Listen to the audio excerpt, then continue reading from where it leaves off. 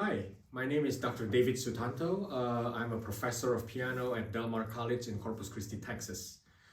First of all, I would like to thank my two wonderful colleagues, Dr. Dino Mulić and Dr. Sangmi for giving me an opportunity to be part of this wonderful event. Both Dr. Mulić and Dr. Lim are the festival directors of the Piano Celebration Week 2021. They also serve as piano professors at Texas A&M University in Corpus Christi. They have done an incredible job organizing this annual event in the past couple of years, and I'm sure they are doing a fantastic job this year as well. My presentation today is about ways to improving sight reading skill at the piano. Let me begin with a short introduction. I don't know how many of you have an experience of teaching young children reading. I remember when my wife and I began teaching our kids to read letters. First, of course, we had to introduce them to all the 26 alphabets, the shape or the look of each letter, and also the sound of each alphabet, each letter. Then we began showing them short words, beginning with the ones that comprised of 2 letters and gradually expanding to 3, 4, and more letters. Things got a bit interesting and challenging when we started them with reading stories. I found it fascinating to see how my children learned to read those words in children's books. They began with reading each letter, compounded them, and tried to come up with the correct pronunciation of the word. Indeed, I remember it was a very slow process. And I have to admit that I truly admired my wife's enormous patience in teaching our kids to read every single day. And with daily exercise, they gradually sped up their reading skill. A book where they used to spend 10 minutes to finish the first page. About a month, they could now finish the whole book in 10 minutes. When our son, who is the oldest, helped our daughter to read, he would often wonder why it took her so long to read a word. Well, I guess he apparently forgot that he was once just like that. But one thing I still remember is that while teaching his sister to read, he would often mention that she had to always glance at the next word, at the next words even sometimes, while reading the present word. So basically, he wanted her eyes to look ahead at the next word, or words, or even the next sentence, while her mind is focusing on the present word, of course. And we call this idea peripheral vision. This same idea can be applied when we are reading music notation. Since we're in the Piano Celebration Week, I'm going to only focus on improving the reading of piano music. First thing first, in order to have a decent sight reading skill at the piano, one must possess strong basic skills in note reading and rhythm reading. And when I mention note reading, I'm talking about both the treble and bass clefs. Being a piano professor at Del Mar College, I always like to interview my incoming piano major students. And after talking with the students, I learned that many of them have played the piano for several years. Some even told me that they have been learning the piano since first grader, while others proudly told me that they had also won several awards in piano competitions while in the middle and high schools. After a short interview, I usually ask them to perform a couple pieces that they are comfortable with. They don't even need to memorize. And after that, I would also ask them to play a few scales and arpeggios. Things get a bit spicy when I ask them to sight read simple music that they have never played before. To my astonishment, many of these students have difficulty, sometimes severe difficulty, when they are trying to sight read the simple music that I gave them. Oftentimes, after playing for a couple measures, I just had to stop them and I had to remind them, hey, take a look at the key signatures. For instance, if the music has one sharp, then I have to tell them that, well, what does this mean? That means that all the Fs need to be sharp, remember that? And sometimes when the music has 4 flats, I have to tell them, hey, just make sure that you remember there are 4 flatted notes here that you must always, there are 4 notes, I should say, that always need to be flatted. Other times I had to remind them about the time signature. Let's say the piece that I gave them is written in 6/8 meter. So I have to tell them, sometimes, of course, not all the time, that, hey, do you remember 8th note carries 1 count, quarter note carries 2 counts, and so on. So in my head, I often wonder how one could play, let's say, for Alice so wonderfully, but yet seems to struggle with sight reading a simple piece that has a single melody on the right hand with an Alberti bass or waltz bass accompaniment on the left hand. And of course, throughout the whole process, I always make sure that I don't embarrass the students, nor make them even more nervous than they already are. Sometimes I encounter students who told me that, I'm just bad at sight reading. No matter how much I practice, I cannot seem to get better at it. They somehow imply to me that sight reading ability is like a talent. Either one was born with it or not. I would then ask the students whether they have been practicing the sight reading skill on a daily basis. And the usual answer I got is, of course. But I just still don't know why there's no improvement. I'm still bad. I'm still slow at sight reading. I just don't get it. So I often wonder and ponder to myself, is sight reading really a natural talent? Or perhaps it's a skill? And to be honest, I'm really far from being an excellent sight reader. Although I have to say I'm not a bad one either. So I'm kind of probably a moderate sight reader. I've known so many of my colleagues, so many of my friends back in the college that are excellent sight reader. I mean, it's almost unbelievable. So that's when I know that, no, I'm far from excellent sight reader. So I often question myself, is there any certain formula that I can tell pianists, especially young pianists, to improve their sight reading ability? Here are a few things that I believe could help us improve our sight reading skill.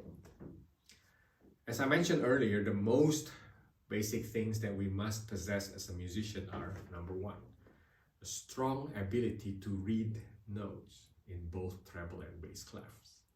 And in addition to that, a solid understanding of rhythmic patterns. Whether we have beginner students at young age, teenager or adult, we must make certain that these students learn well in reading notes and recognizing rhythmic patterns. I consider these 2 aspects as the basic elements of music. When one does not possess these 2 skills strongly, he will have a hard time improving his sight reading skill. Looking back, I'm very fortunate that I grew up before the technology of internet existed. The idea of Google, YouTube, Pandora, iTunes, etc. did not exist at all. I remember when I was assigned a new piece, my teacher would always have me sight read the piece during my lesson. If the piece has a tempo marking of allegro, she would tell me to ignore it. Just play the piece slowly, she always said that. And don't stop at every wrong note.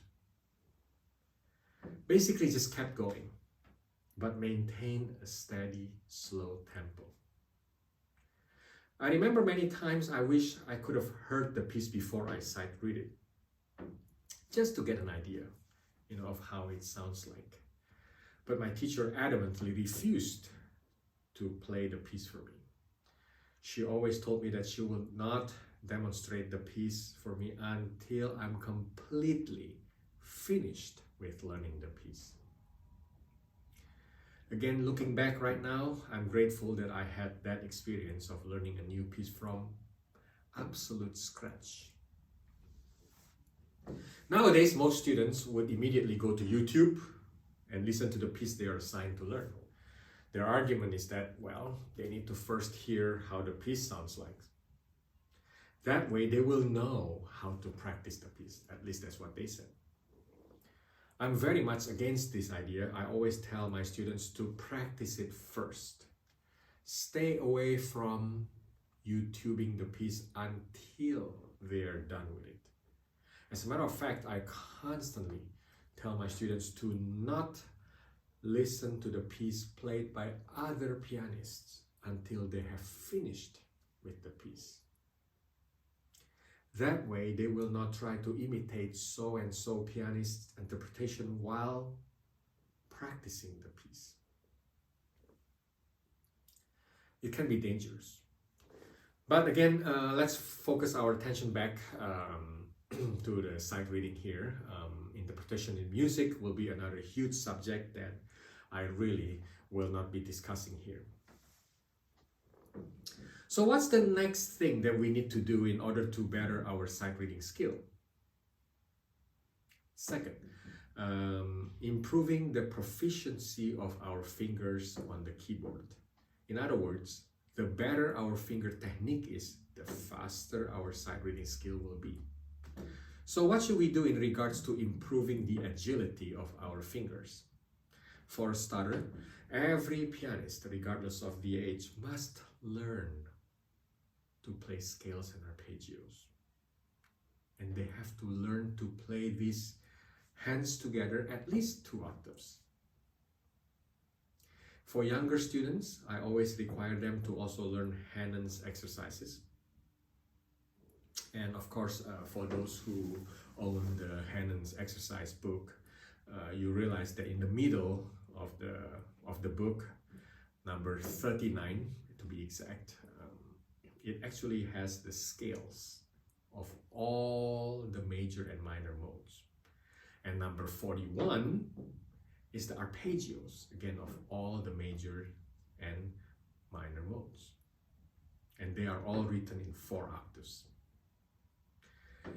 Additional etudes from Czerny should also complement the Hanen exercises. So why is having finger running technique important then? Well, let's take a look at an example. I have an example right here. This is actually Mozart Sonata in C major. It is K 545. This is actually the first movement. Let me see. I want to draw your attention to a couple places here. First of all, let me play this first. I'm sure you know this piece. I'm not going to play the whole thing. I'm just going to play a little bit in the beginning of the piece so that you know what this piece that I'm talking about here.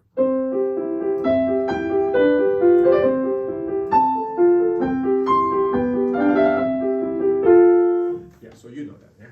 So if you look at measure, let's say 5 all the way through 5, 6, 7, 8, 9, 10,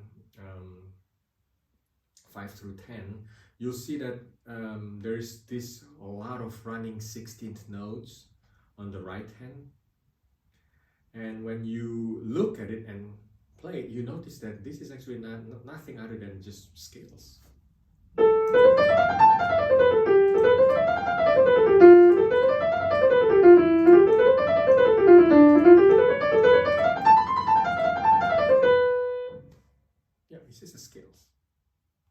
And then when you look at the development section, again, if I draw your attention to a few places here, the third measure of the development, you'll see the left hand actually has this. And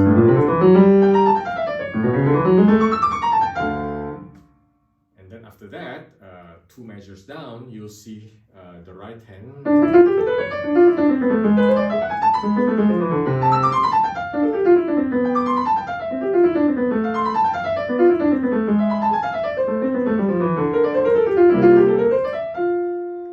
So, what are these running 16th notes? They are basically scales, just scales, yeah, simple scales. Yeah, and then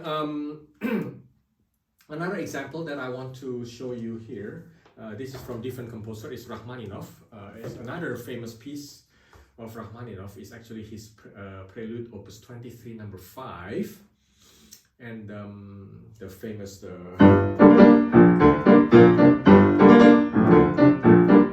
you know that part, yeah. So, but I want to draw your attention to the middle part here. The slow, very romantic singing section here. I'm not going to play the whole thing, I just want to play a little bit just to kind of give you an idea about how this piece sounds like here, for those especially who don't know the piece.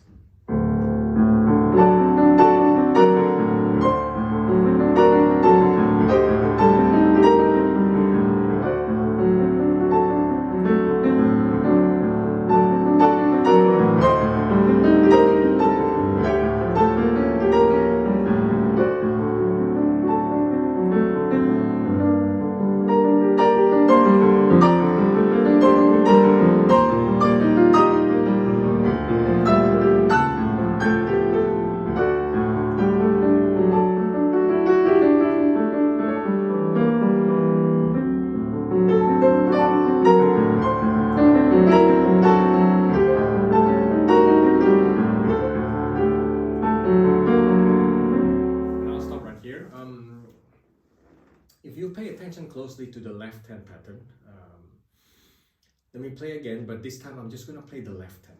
Okay, pay attention closely of what the left hand is actually doing here. So what we have is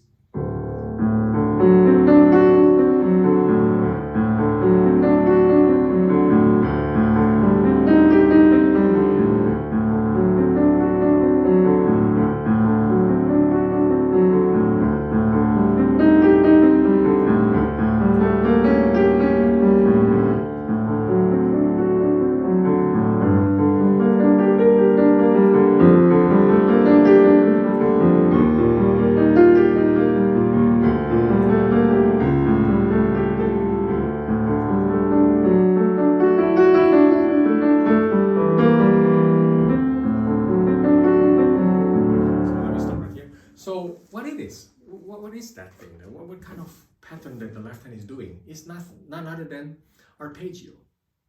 Yeah, so this is what I was mentioning earlier, that why it is important that students, in addition to many things, in order to improve the finger running technique, scales and arpeggios are probably one of the most basic that every student must learn. Every pianist, as you say, must learn to play, and not just play it, but play them comfortably. Yeah. So having good skills in playing scales and arpeggios, it will help us tremendously when we are sight reading a new piece. Another important aspect that may help us improve our sight reading skill is having a knowledge of music theory. One of the basic things discussed in music theory is interval.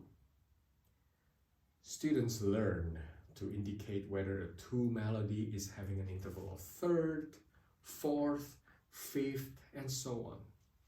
When our eyes are used to quickly detecting an interval of any two given melody, it also means that our brain will be able to instantly command our fingers to get into whatever position they need to be in order to play the notes written on the music, the score.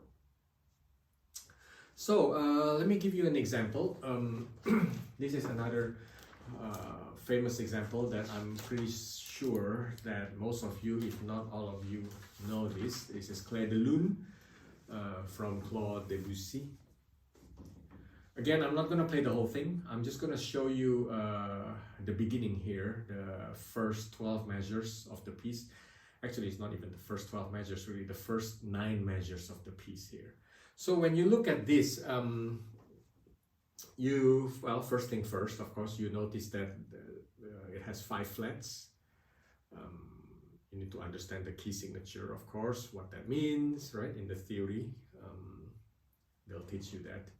And also what this 9/8 means, right? The meter. And then when we're ready to play, you notice that the notes, there are a lot of 2 notes played together. Yeah. Sometimes we call this harmonic interval. And you will notice that they are at the beginning of the piece, for instance. There's basically a third there. Yeah, so our eyes will be able to tell. This is a third here.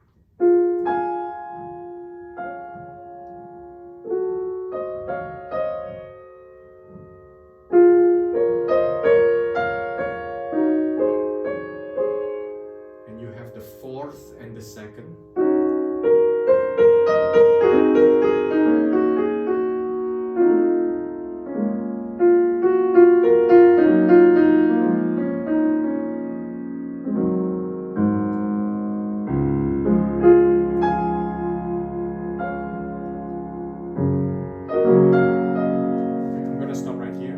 So there's a lot of interval there. Yeah, so instead of looking at every note and wondering, gee, what are these 2 notes? What are these 2 notes? What are these 2 notes? We know that just by looking at that. Oh, these are interval of 2nd, this interval of 3rd, or interval of 4th, or interval of 5th, and so on.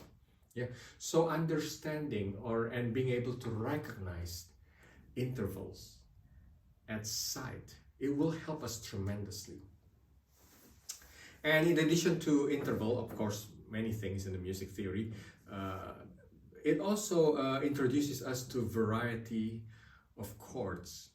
Yeah, a lot of chords in music. Of course, it begins with a simple major minor triads, yeah, and expanding to different types of 7th chords, 9th chords, and so on. When we are able to name certain type of chords, it will help us in looking at notes as a small group or cluster. So we no longer look at each note as an independent pitch, but rather our brain, our eyes will recognize a bunch of notes as a clump or cluster. So bringing back again the same example that I played earlier, it was from Mozart's piano sonata K545, the beginning of the first movement. I just want to draw your attention on the first 4 measures, for instance. Again, pretend you've never played this piece, okay? So, and you try to sight read this. When you look at the first 4 measures, you realize that, yeah, well, okay, the right hand has the melody, is less busy.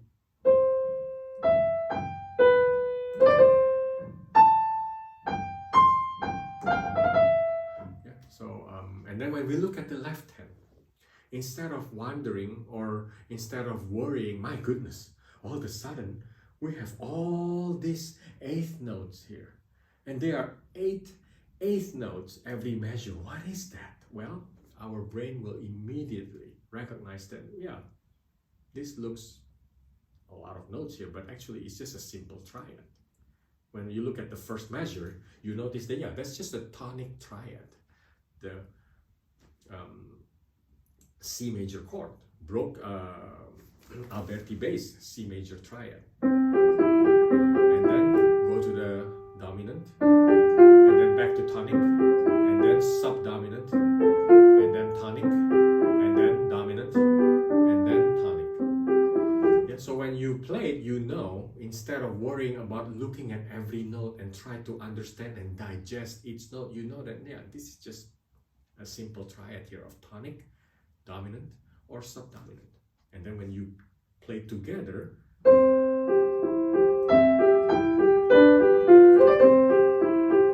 immediately, automatically, your brain will direct or will command your fingers to what position, what to do, because you get used to it. We got used to it. We know the triads, the position, the feel of the triads, the look of triads.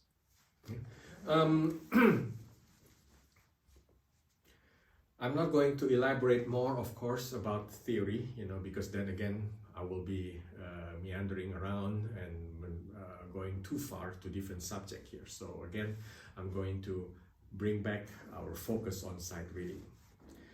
The next aspect that could help us in improving our sight reading ability is having a good understanding of music analysis. Yes, so it can be helpful when we try to sight read a piece of music. There are several basic musical forms such as binary, ternary, rondo, sonata allegro, and so on. They are important to know. Everybody, I think every musician should somehow know what the form of the music that we're playing. Yeah. So I'm going to show another example. This time is from Brahms, one of the composer that I love. This is actually from his famous piece here, Opus 118, number 2. It's an intermezzo, and again, when we look at this music here, it has 4 pages. 4 pages of music. And soon we realize that, wow, this is long. Such a long piece to sight read. And then, when we pay close attention, we glance at the piece, we'll realize that, well, after all, this piece is actually has repetition. Yeah, and we realize that this is actually written in ternary form, A, B, A. So whatever we're playing in the beginning, it will be repeated again, so that we know that, okay, it's really not as long and complicated as we thought it is. Yeah, so give you a little demonstration of the piece. Again, I'm not going to play the entire intermezzo here. So the piece begins with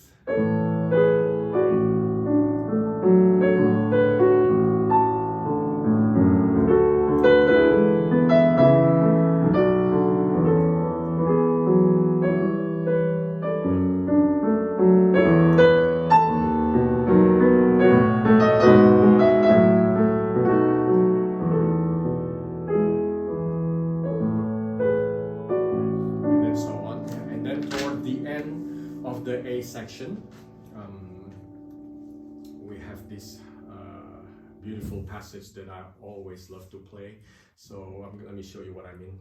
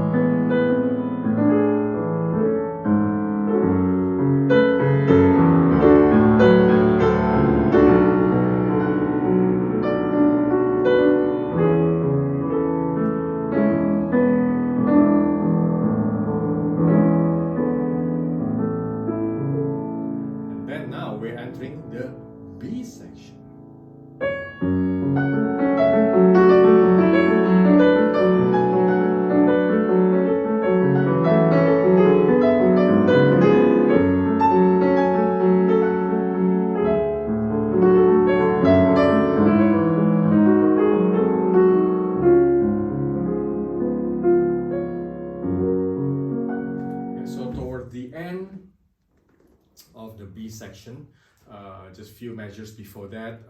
Let me see, we'll have this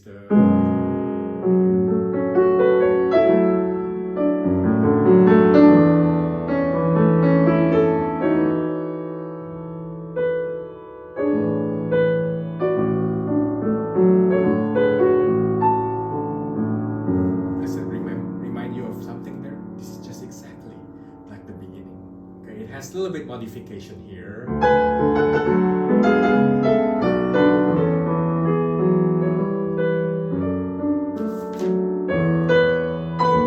And that is kind of similar to the beginning of the piece. Yeah. So understanding the form is also, in my opinion, important in helping us going through the sight reading, the sight reading moment, or sight reading action, I should say. Yeah. So at this point, some of you probably wonder whether we have to acquire all this knowledge before we begin to sight read any music. Well, the answer is no. Remember, sight reading is both a skill and an art. Both these elements can grow and be improved as long as we are nurturing them. As I mentioned in my short introduction, when my kids started to read book at the age of 3, they needed to spend at least 10 minutes just to finish the first page. Gradually, they spent the same amount of time, 10 minutes, but they could finish the whole book. And I bet that if they are to read the same book right now, by the way, they are currently in the college, it will probably take them a minute or so to finish the whole book. Yeah, so the same thing. Sight reading music has to be part of exercises that all pianists should incorporate in their daily practice. As we grow in the musical knowledge and musical technique, our sight reading ability should also improve and grow at the same time. For those who are piano teachers, I encourage you to incorporate sight reading materials in or during your students' lesson times.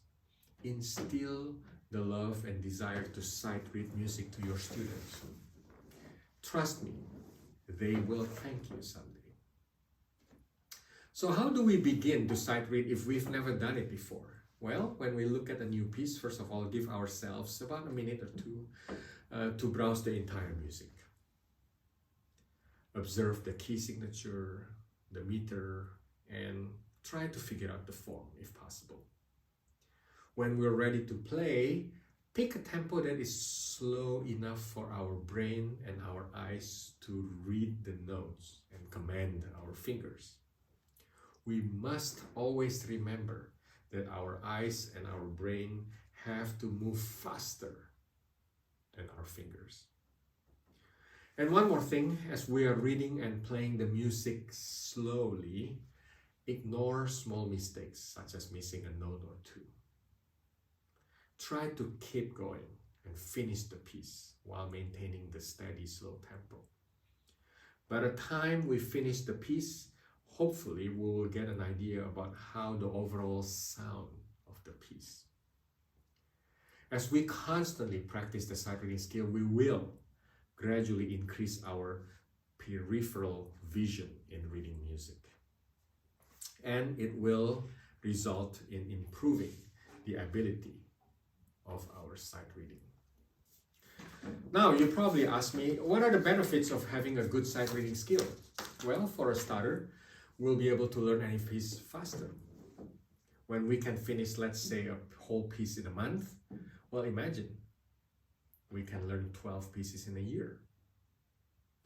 We are expanding and building up our repertoire. And also, the possibility of pianists to make extra income through performing is bigger when they possess a decent sight reading skill.